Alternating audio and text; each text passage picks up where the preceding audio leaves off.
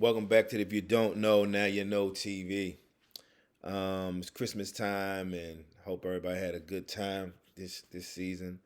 Um, but the word must go on always. So yeah, I just wanted to share something today. As you look at this passage here, this is for my um, people that go in depth with their studies and encountering Muslims and other religions. This particular verse I just wanted to share is John 15:15, when Jesus is talking to the disciples and he's saying, "No longer do I call you servants, for a servant does not know what his master is doing.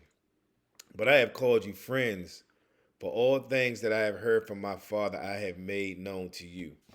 When I read this today, I was like, wow, he's no longer just calling his disciples servants, he's calling them friends, meaning they should be servant friends because they're serving him in the mission of the gospel for humanity, right? But what he clearly says here is, "What I have heard from my Father, I have given to you." So Jesus is saying the conversations that me and the Father are having, I'm actually entrusting you as friends to be able to partake in that, which I thought that was very awesome, right? So, but when we look at this is Islam.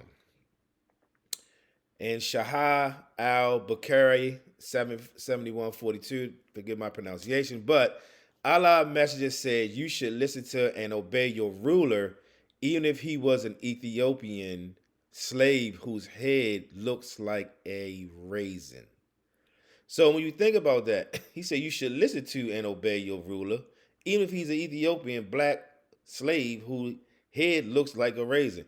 Why would he comment on an Ethiopian who's a slave? Now, again, going back to Muhammad had slaves, but he said he looks like a raisin. That's kind of, off the chain that this would even be in their hadiths or whatever it is. There's so many things that are just weird in some of their teachings. And I did post some of this on TikTok, and I got a lot of backlash that people couldn't really understand that in their own readings and teachings that these things are said, right? And let's see here.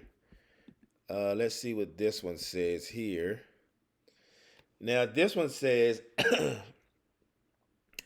I'm not even gonna pronounce that one, but it's number 38. It says, "Allah Master, peace be upon you, said Allah created Adam. When he had created him and he struck his right shoulder, there emitted from it white offspring as if they were white ants. He struck his left shoulder and there emitted from it the black offspring as it were charcoal. He said to those who had been emitted, for the right shoulder, for paradise, and I do not mind." So for the white part of the offspring, he do not mind. Then he said, for those who have been emitted from his left shoulder, they are for hell, and I do not mind. So again, we see here that they're basically saying there's a left shoulder, whatever's going on, right shoulder we created, Allah's creating. But the ones that are of charcoal, the black offspring, they are pretty much doomed, or it doesn't matter if they go to hell because of their black skin.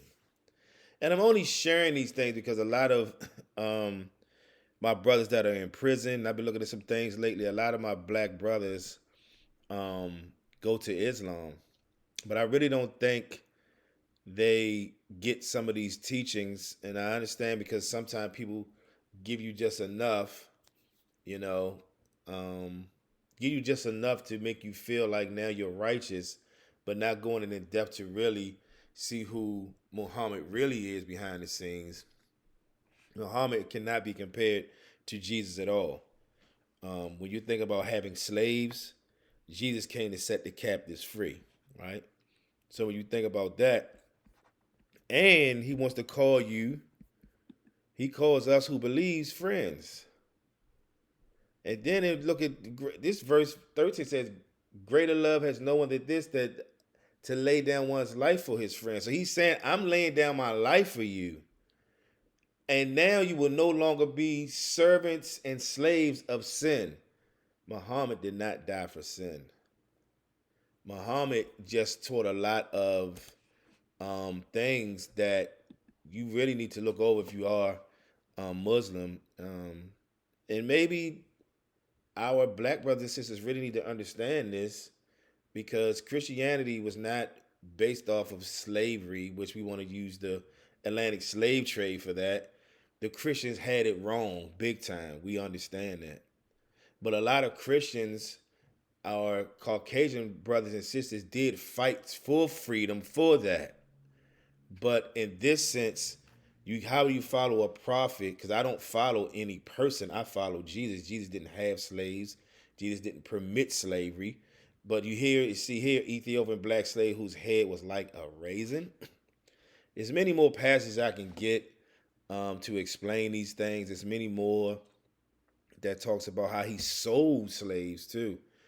Maybe I'll do one last video on the part that he sold slaves. But it's one thing to I'm just trying to teach truth, so we can really understand when you're meeting people and they are Muslim. These are valid questions to ask. These are valid questions to ask, and the comparison to Jesus to Muhammad of both being prophets, there's no comparison. Even if Jesus just was a prophet, which we know he's far greater than a prophet. He's God and God alone. The consuming fire is what he is, and the loving God. But you also got to understand Muhammad cannot compare. Muhammad, even in the Quran, which I have to find it too, he asks for forgiveness. Jesus is the one who gives forgiveness, right? So, yeah, if Jesus is the one who offers forgiveness and Muhammad's asking forgiveness, who do you follow? If you don't know, now you know. TV. Peace. I'm out.